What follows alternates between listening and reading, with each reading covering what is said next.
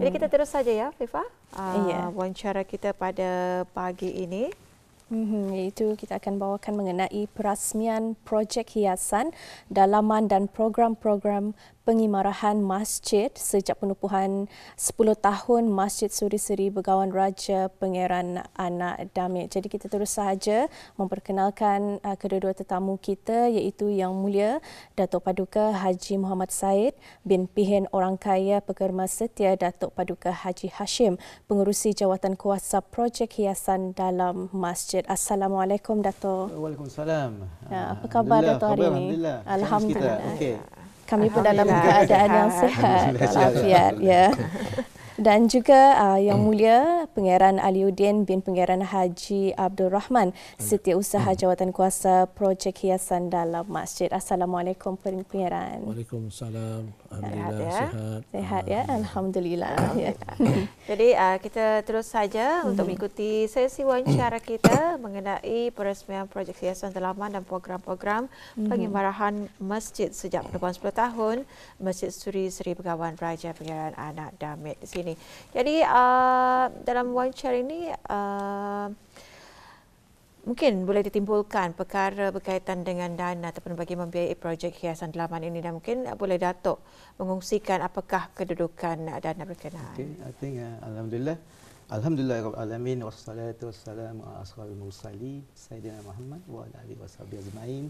Sebelum saya menjawab soalan yang tu, saya terlebih dahulu mengucapkan setinggi-tinggi penghargaan dan terima kasih kepada RTB kerana dapat meluangkan masa menjemput kami dalam wawancara pada pagi ini. Alhamdulillah. Jadinya untuk menjawab soalan tadi itu, yang sebenarnya dalam wawancara yang saya sebelumnya ada menerangkan beberapa kaedah untuk macam mana kita mengolek dana ni. Alhamdulillah peluang penyumbang banyak mengeluarkan impak melalui kami ni ada ni orang ada macam 99 orang Asmaul Husna. Jadinya setiap ni boleh memilih. Sekali kita akan memilih Ar-Rahman. Boleh. Jadi artinya dengan cara ni atau memilih hayat, jadi dengan sendirinya banyak menarik minat orang. Jadi ni saya Ar-Rahman, saya punya ni. Alhamdulillah ownership ownership kan. Kita kalau macam itu saja tidak ada ownership. Itu dengan cara ni pun kami dapat mengolek alhamdulillah separuh daripada apa yang diperlukan. Projek ni 225,000 250, jadinya dapat 50%. Alhamdulillah kami happy, we happy because kami ni dari segi dana kosong. Dana kosong alhamdulillah. Jadinya kita dapat mengumpulkan semua ni. Jadinya alhamdulillah dalam kesempatan ini saya mengucapkanlah terima kasih setinggi-tinggi penghargaan kepada especially khusus kepada BIBD juga ni mendermakan sumbangan 50,000. Itu 20% daripada 20% daripada harga projek. This is quite a lot. And at the same time juga kami juga mengucapkan terima kasih kepada penyumbang yang lain juga, penyumbang yang lain juga. Semoga ni akan diterima oleh Allah Subhanahu Wa Taala lah. Ya, insya-Allah. Okey. Jawatan kuasa pada masjid ini pun masih lagi memerlukan perlu mendapatkan sumbangan daripada ulama. Sebabnya kami pun akan membuat fasa 2 lagi. Very ambitious ni. Alhamdulillah. Fasa 2 ni kami mengeluhkan sekiranya ada para pemurah hati, penyumbang yang bermurah hati untuk menyumbangkan derma insya-Allah. Ya, insya-Allah ya. Dan alhamdulillah juga tadi menerima sebanyak dana yang diterima tadi yang Datuk mengongsikan tadi alhamdulillah.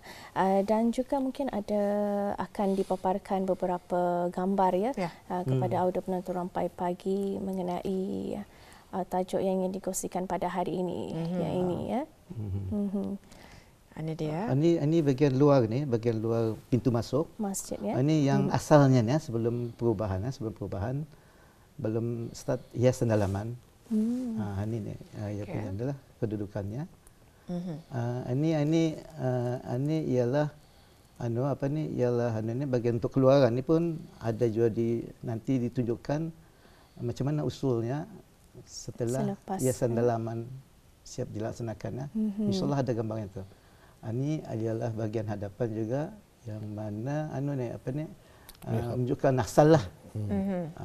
Gambar-gambar asal lah. Okey, insyaAllah. Ini ya dari segi pun kami juga not only dinding-dinding dia dengan ini orang reka bentuk motif, tapi juga orang tu dari mimbar tu kami bisa ikan jual lah. Jadi sebenarnya banyak lagi gambar-gambar. Banyak gambar-gambar lagi insyaAllah. Itu yang gambar-gambar masal. Tapi kita akan tunjukkan lagi gambar-gambar menunjukkan apabila siap. InsyaAllah lebih. Ya. Jadi di sini mungkin setelah selesai projek hiasan dalaman ini, apakah rancangan yang akan dilaksanakan oleh Jawatankuasa Hiasan Dalaman ataupun Jawatankuasa Takmir Masjid ini? We have sudah something in plan sudah untuk menjalankan fasa kedua. Di mana fasa kedua ini juga melibatkan penggantian pintu-pintu utama masuk. Ia ada sebanyak 5 buah tu akan digantikan dengan pintu-pintu solid door lah, yang mana akan bermotifkan kampung manggis, buah manggis, bunga manggis dengan bunga madang. Ini ni berian di mana? Di madang ada pintu ni sekarang ni. Lah. Ada simbolnya lah. Ada simbol lah. Lain mana ada kan? People can copy. Very good.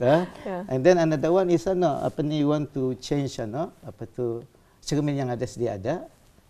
Masa ni putih, some design, tapi you want to change it into a colored stained glass. Kalau sekali lagi menarik kan macam Masjid Umar Al-Safuddin kan, lawa. Tapi ini lagi different. Di dalam tengah-tengahnya tu input bunga manggis juga. Bunga manggis sama bunga madang. Dan di dalamnya tu ada ayat-ayat juga. It's quite unique. I mean, kalau kita melihatlah di Brunei Darussalam, insyaAllah this is part of the insyaAllah, part of the project lah. And then selain itu juga kita akan juga menghiasi. Ini dapat saja kan di bagian siring dah ada kosong. Mesti bisa kan. Jadi kalau orang masuk dari siring, ia boleh ada ayat Quran, ada reka bentuk motif dan sebagainya lah. Itu dia. Tapi yang penting saya sarankan di sini ialah we only not buat hiasan dalaman, tapi juga yang penting yang paling mustahak macam mana cara-cara untuk mengimarahkan masjid ini tu ini bagian dunia saya ni mau je kata bagian dalaman kan, mengimarahkan masjid, mengadakan mengadakan ceramah-ceramah tadabbur, majlis ilmu, mesti ini diungkayahkan insyaAllah. Jadi tadi sebelum kita lihat gambar-gambarnya ni, selepas kita lihat gambar-gambarnya, jadi bagaimana kalau kita lihat paparan ni? Okey. Alhamdulillah. Ini yang tadi lain kan? Ini totally different. Alhamdulillah. Betul. Alhamdulillah, ya. Totally different. Lebih berseri. Ini nampak berseri. Ini yang tadi yang kan keluar ni. Kan keluar daripada masjid. Ini ayat-ayat punya. Jadi sekali bentuknya ni pun menggunakan motif manggis, bunga manggis dan bunga madang. Ada tu jadi dudukannya. Quite unique. Alhamdulillah. Quite unique. Jadi ini bagian depan ni. Bagian depan mihrab. Yang di bawah tu yang asal lah. Kata ni belum lagi mau mengacau lah tile. Dan di atas ni ialah ayat-ayat tu sama ia punya reka bentuk motifnya lah.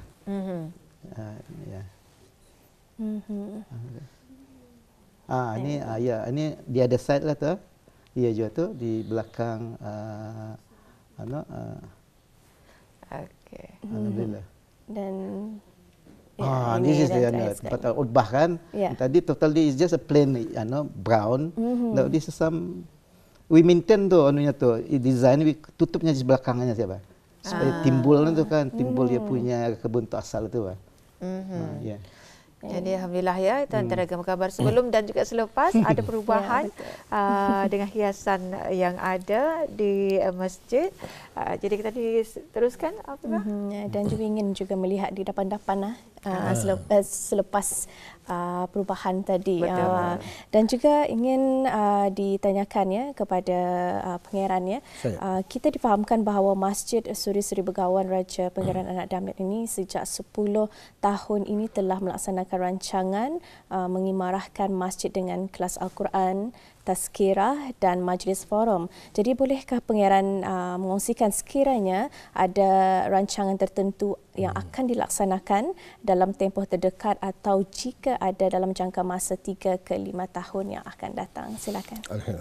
Alhamdulillah, sebelum saya menjawab soalan yang Puan soal tujukan kepada saya, terlebih bagi pihak diri saya dan juga ahli Jawatankuasa Takmir Masjid Suri Sri Begawan, ingin mengucapkan ribuan terima kasih atas jemputan pihak RTB mulai pada lampai pagi bagi kami untuk diwawancara. Okey, jadi mengenai dengan soalan Puan tadi tu mengenai dengan pelaksanaan perancangan yang tertentu, yang spesifik plan yang akan dilaksanakan dalam tempoh yang terdekat atau jangka masa ke 3 dan 5 tahun akan datang. Okey, sebelum itu ingin saya berkongsi kepada para pendengar yang di luar sana mengenai dengan program-program pengimarahan masjid yang telah dilaksanakan sejak 10 tahun lalu. Yang mana salah satu program yang berjalan terus ialah majlis ilmu ataupun majlis taklim, seperti mengadakan kelas-kelas mukadam, kelas-kelas membaca Al-Quran, dan ini ada yang unik ni. Ini ialah bagi kuliah maghrib dan subuh yang mana ia akan berjalan berterusan.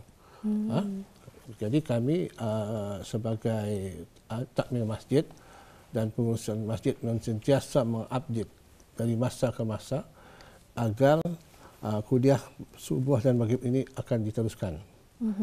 Okey. Jadi dalam perkara ini alhamdulillah kuliah ini disokong oleh para ilmuwan ataupun para penceramah daripada institusi kerajaan yang tertinggi iaitu seperti UNISA dan KUPU dan baru-baru ini pada UBD. Jadi kelas ini pengisiannya mengenai dengan kuliah maghrib dan subuh ini akan kami bahagikan beberapa bidang. Kami tidak tertumpukan satu bidang kerana setiap satu kuliah itu ia berkaitan dengan pengisiannya agar para jemaah tidak merasa bosan dan agar para jemaah betul menumpukan mana-mana setiap pelajaran itu akan mereka hayati bersama. Contoh program maksudnya pengisian program itu ialah seperti dalam bidang ilmu fikih, usuluddin, tasawuf, sirah Nabi dan tadabbur. Okey. Jadi untuk ini sebagai saja untuk maklumkan para pendengar bahawa itulah proses dalam 10 tahun pengimarahan masjid. Okey, berbalik pulang soalan tadi sebagaimana yang baru dinyatakan oleh Yang Mulia Datuk tadi, apakah jangka masa ke 3 dan 5 tahun ini apa peranan takmir dan pengurusan masjid akan buat dalam pengimarahan masjid tadi. Okey, rancangan yang sangat mustahak sekarang ditumpukan oleh takmir masjid sebagai tanda aras, yakni benchmark sempena sambutan 10 tahun pengimarahan masjid ialah usaha untuk meningkatkan lagi program tadabbur Al-Quran. Ini penting ni, program tadabbur Al-Quran. Biasanya kata ini biasanya membaca Al-Quran seperti memberikan taranum ke apa dan sebagainya. Tetapi dari segi tadabburan ni kami mengenal pastilah sejak 10 tahun ini ada kekurangan. Jadi timbullah ilham kami dan keseimbangan juga dengan tercetusnya hiasan dalaman ini. Semua ayat-ayat yang dalam masjid ini adalah ayat pilihan yang bersangkut paut dalam pengisian masjid. Inilah salah satu aset yang kuat bagi kami ini untuk rancangan kami ke depan untuk mentabatkan Al-Quran ini ditadabbur. Ini adalah salah satu juga menyahut titah bawah dunia Muhammadiyah Pertukasi Wida Sultan yang dipertuan dengan Nabi Sallam, yang mana sejak tahun 2023 hingga tahun ini Baginda Khabar Duri telah pun bertitah sebanyak 3 kali berkaitan dengan tadabbur Al-Quran. Jadi pada tanggal 23 bulan Mei 2024, Baginda bertitah memang menjadi dasar kerajaan Beta menjadikan Al-Quran itu untuk dibaca dan ditabur ayat-ayatnya untuk kebahagiaan hidup dunia dan akhirat. Itu mesej untuk kami. Jadi seolah-olah inilah satu cabaran yang sihat, bukan cabaran untuk membuatkan agar takmir masjid bersedia dengan titah tersebut. Jadi timbullah kami membuatkan satu jawatankuasa khas mengenai tadabbur ini. Dan alhamdulillah dengan berkat usaha Datuk selaku penasihat dan juga orang yang di belakang kita ni juga yang berhormat yang dimuliakan pin orang kaya Sri Karina Datuk Sri Setia Dr. Haji Abu Bakar yang ni our prime mover ni in everything very active prime mover, that's very important. Without him diakui okey, jadi berbaliklah dengan titah tu. Jadi pihak jawatankuasa masjid pun membentuk satu jawatankuasa. Dan jawatankuasa ini dengan sendirinya memasukkan program tadabbur ini salah satu sambutan 10 tahun dengan mengundang penceramah dari luar iaitu Malaysia, iaitu Yang Mulia Ustaz Syamil Sazadi bin Asmi, pengarah khusus urusan tadabbur Center Malaysia, yang mana insyaAllah akan datang pada 18 hari bulan Oktober ini, yang atas kebandaran pada Majlis Ulama Islam Buddha. Jadi kedatangan beliau ini akan kami isikan pada 19 hari bulan, yang mana barangkali dapat dipaparkan InsyaAllah Ustaz Syamil ini akan akan mengadakan dua kali pulang 19 hari bulan, waktu pagi dan waktu malam. Tapi ini yang dipaparkan ini adalah waktu malam, iaitu dengan program ceramah perdana tadabbur Al-Quran, yang mana akan disampaikan oleh Ustaz Syamil Sazadi selepas solat Isyak. Barangkali para pendengar di sana barangkali kalau ingin lebih kan mendengar, ataupun beliau ini merupakan seorang salah penceramah dalam TV Izzah. Alhamdulillah. Jadi since ia sudah datang 18 hari ini pun salah satu bispak kata ni kan, alhamdulillah dengan kerjasama ada pihak masjid sudi bergawan membuat satu ikatan kerjasama di antara dengan Pusat Dakwah Islamiah untuk mengadakan bengkel tadabbur, yang mana apa yang saya pahami daripada pengurusan PDI, lebih 30 orang pegawai ataupun dai yang dituliahkan akan menghadirinya, yang mana terdiri daripada Pusat Dakwah Islamiah, institusi pendidikan tertinggi seperti UNISA, KUPU dan lagi.